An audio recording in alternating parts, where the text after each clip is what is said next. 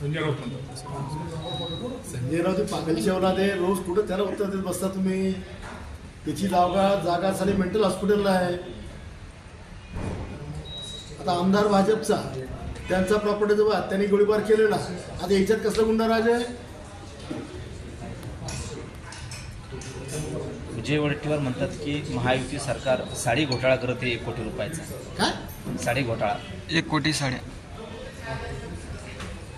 त्या अंत्योदयमध्ये ते साडी वाटप करतात ना, 1 कोटी शासन निर्णय झाला, टेंडर निघालतात मतं घेण्यासाठी. योजना माझ्या माहितीप्रमाणे केंद्र सरकारची आहे, पण महाराष्ट्र सरकारचा काय संबंध आहे? अंत्योदय योजना दिलं जाणार धान्य देण्यात जाणाऱ्या ज्या सुविधा आहेत त्या सर्व सेंट्रल गव्हर्नमेंटच्या, त्याचा काही संबंध येत नाही. आता यांना कुठे काही जागा चोरीने आरोप करायला काही गोष्टी तर सांगतात.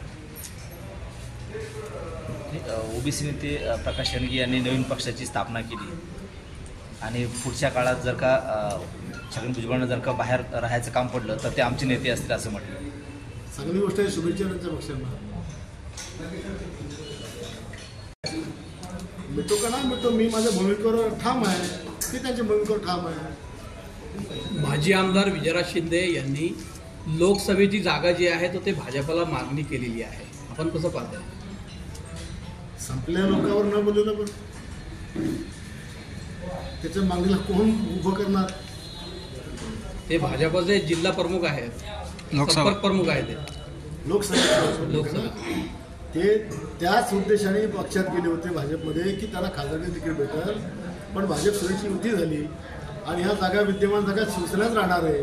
त्याच्यामुळे त्यांना आता ते राहायला सोय सत्य संपलेलं आहे. त्यांना राजकारणाचा बाद होताना तिथं समोर दिसून राहिलं.